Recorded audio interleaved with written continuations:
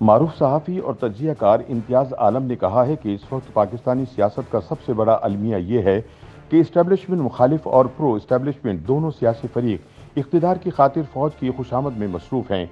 सियासी जमातों की इक़्तिदार के लिए जंग खौफनाक दौर से गुजर रही है, जाने अंजाम क्या हो। अलबत्ता एक बात वाज़ेह है कि सिविलियन क़ुव्वतें अपने बाहम तज़ादात के बाइस सिविलियन बालादस्ती की ख्वाहिश से भी दस्तबरदार हो गई हैं। एक फरीक इक़्तिदार में वापसी के लिए इस्टेब्लिशमेंट की हिमायत चाहता है तो दूसरा फरीक इक़्तिदार मुस्तहकम करने के लिए इस्टेब्लिशमेंट की मदद का तलबगार है। इस सियासी खलफशार में महाजराई के बाइस पाकिस्तान को दरपेश कसीरुल जहती बुरान में से सबकी तवज्जो बढ़ गई है और मुल्क के मुस्तकबिल की किसी को फिक्र नहीं।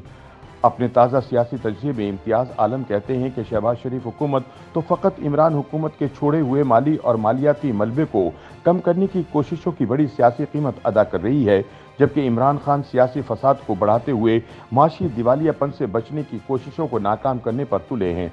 जब माशी इमरजेंसी हो तो कोई सियासी आग लगाकर मुल्क को तबाही के सिवा किस जानिब धकेल रहा है।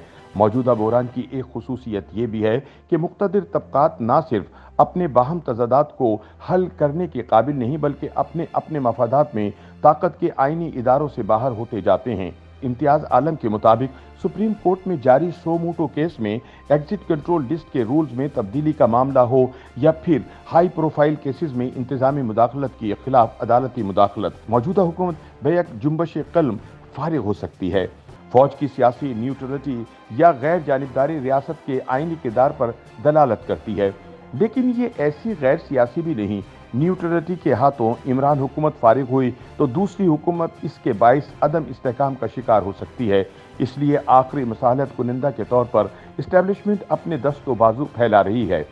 इम्तियाज़ आलम का कहना है कि कमज़ोर सियासी जत्थाबंदियों और ज़्यादा तरक्की याफ्ता और मजबूत आहनी ढांचे के माबैन तजाद से सिविल मिलिट्री ताल्लुकात में छावनी मज़ीद हावी हो गई है। अब सिविल ब्यूरोक्रेसी में तरक्की और तबादले तनज़्ज़ुली और बहाली और अदलिया में जजों का इंतखाब भी पाकिस्तान की मायानाज फौजी खुफिया एजेंसी के हवाले कर दिए गए हैं और सिविलियन खुफिया एजेंसी फारिग हो गई है। 3 पावर सेंटर्स में मुंतखब हुकूमत और पार्लियामेंट 96वीं पोजीशन में चली गई है, जबकि हुक्मरानी का तमाम तर बोझ बशमूल बढ़ता हुआ अस्करी खर्चा हुकूमत के सर पर है। भले ये तहरीक तालिबान पाकिस्तान से मुज़ाकरात हों, सलामती के बड़े बड़े फैसले और खारिज अमूर सिविलियन हुकूमत महज एक कठपुतली है। रियासत के तीनों सतूनों के माबैन तजाद हमारे पूरे रियासती सिस्टम के बहरान को जाहिर करते हैं।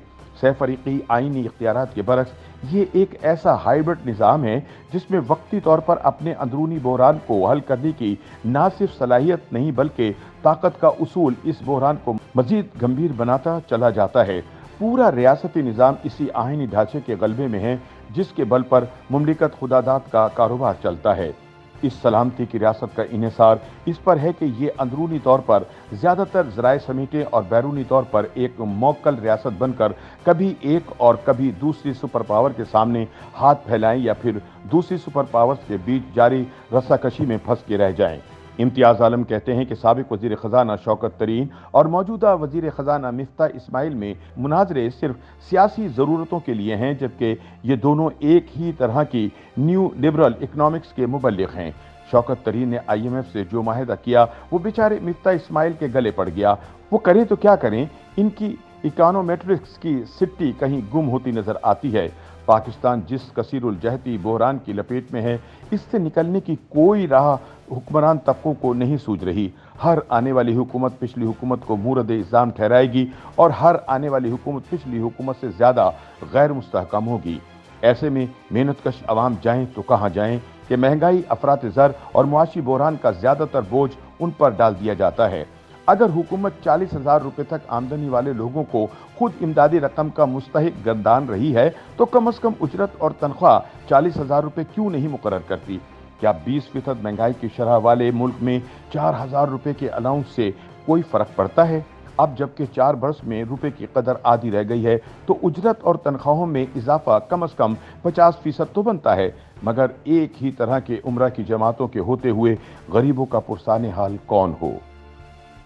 YouTube पर गूगली न्यूज देखने के लिए youtube.com की सर्च बार में गूगली न्यूज टीवी टाइप करें। गूगली न्यूज के पेज पर सुर्ख रंग के सब्सक्रिप्शन वाले बटन पर क्लिक करना ना भूलिए। YouTube पेज पर अपलोड होने वाली वीडियोस से बाखबर रहने के लिए बेल आइकन पर क्लिक कीजिए। आपको हर नई वीडियो के बारे में नोटिफिकेशन मौसूल हो जाएगा।